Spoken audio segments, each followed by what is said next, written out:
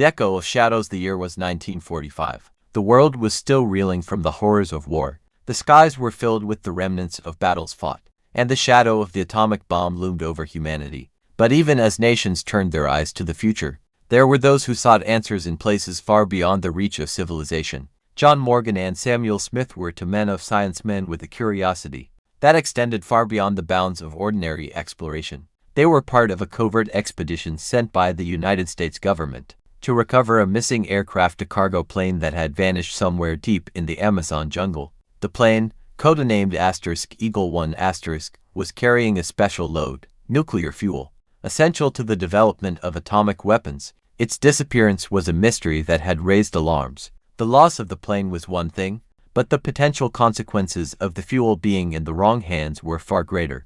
Armed with their gear, maps, and a sense of urgency, John and Smith plunged into the jungle in search of the plane. Their only guidance was the faintest whisper of coordinates and the desperate hope that they could recover what had been lost. The Amazon was a labyrinth, a tangle of dense trees, vines, and humidity so thick it felt like they were walking through a living, breathing entity. Every step they took felt like the jungle itself was testing them, pushing them deeper into its heart. Days turned into weeks as they navigated the unforgiving terrain, using compasses and rudimentary navigation to stay on course. The further they went, the more unnerving the jungle became. Its sounds too foreign, too alien to belong to any normal forest. "I don't like this place," John muttered one evening as they sat around their campfire. His fingers ran nervously through his beard. The heat was oppressive, the air thick with the scent of rotting vegetation. "It's too quiet, too still. I've got a bad feeling too, but we've come too far to turn back now. We need that plane." They continued their trek, day after day, trekking deeper into the unknown, until they finally came upon a clearing. In the center of the clearing lay the remnants of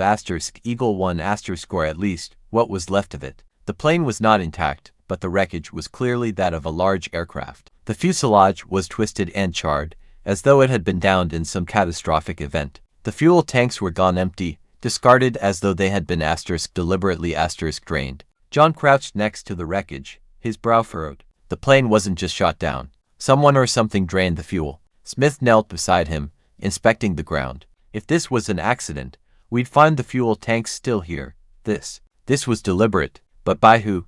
Before they could discuss further, something strange caught John's eye: a movement in the distance, a flicker of light among the dense trees on the far side of the clearing. His heart skipped a beat, but before he could say anything, Smith had already raised his rifle, eyes scanning the dark shadows between the trees. "Stay alert," Smith warned, his voice tense. John nodded, unslinging his pack and reaching for the flashlight, though his fingers trembled slightly. They both knew the jungle was full of dangers, but this felt different. Whatever had happened to the plane, it was part of something much larger. And then, they saw it. At first, it was just a silhouette, a creature, a shape too large to be a man, standing motionless in the shadows. Its body was tall, unnaturally thin, its limbs long and spindly, the fingers ending in claws that seemed to catch the faint moonlight. But what made it a natural wasn't its size, nor its gaunt, skeletal features. It was the way it seemed to fade in and out of the darkness, as if it wasn't entirely part of this world.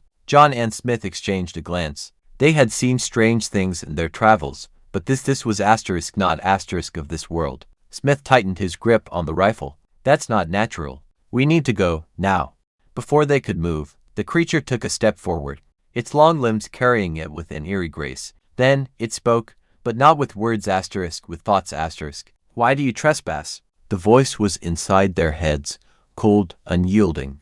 Both men froze. It wasn't just a voice. It was a presence, a force that felt ancient and powerful, as though the creature itself was the jungle and they were nothing more than intruders in its domain. The creature's eyes, if they could be called eyes, glowed faintly in the darkness, twin points of pale, eerie light. It tilted its head, and the air seemed to grow colder, as if it were drawing the warmth from their very bodies. "We are looking for something," John said cautiously, his voice shaking, though he kept his eyes fixed on the creature. "A plane, Eagle 1 It crashed here." The creature's expression, if it could be called that, twisted, as if it were amused. "The plane was taken long before your kind could comprehend. It is gone, as are its secrets. You should leave now. The jungle is not meant for your kind." Smith's grip on his rifle tightened, his knuckles white. "We can't leave. The cargo nuclear fuel, if we don't recover it, there are powers that will use it for war. The creature moved closer, its form flickering again, and in that moment, John and Smith saw something else, a reflection of the wreckage behind them. Only it wasn't the plane anymore. The plane was gone, replaced by an image of a vast, metallic structure shiny and gleaming in the jungle's depths. The creature's voice filled their minds again. The fuel you seek, it was never meant for war. It was never meant for your kind. It was taken from your world by *us by *them*. You are but children, stumbling across the ancient stones that you should not touch. What do you mean? John asked, his voice growing more desperate. Who are you?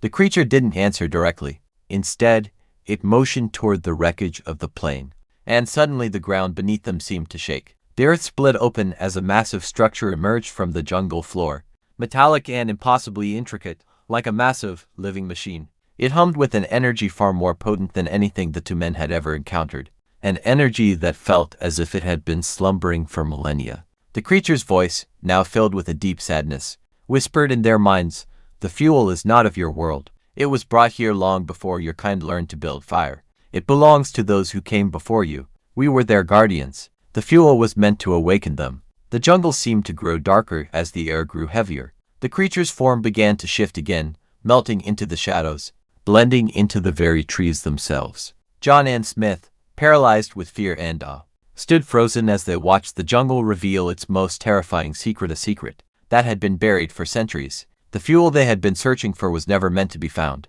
It was a key to something far greater and far darker than they could ever imagine. As the metallic structure loomed before them, it slowly began to pulse like a heart that had not beaten in eons. And then, with a final, chilling whisper, the creature spoke, "Your war will never end. It is only beginning, and when they awaken, you will know terror." The ground beneath their feet shook violently, the jungle swirling into chaos as the massive structure began to hum louder, its purpose awakening from the ancient depths. In a final act of defiance, Smith raised his rifle, but it was too late. The creature was gone, leaving only the haunting promise of what had been set into motion. The jungle had returned to silence. John and Smith were left alone, standing before an unknown, unfathomable power that neither could comprehend. The Eagle One had led them here, but what they had found would be far worse than any weapon of war. The jungle had not been a place of refuge. It had been their tomb. Twist.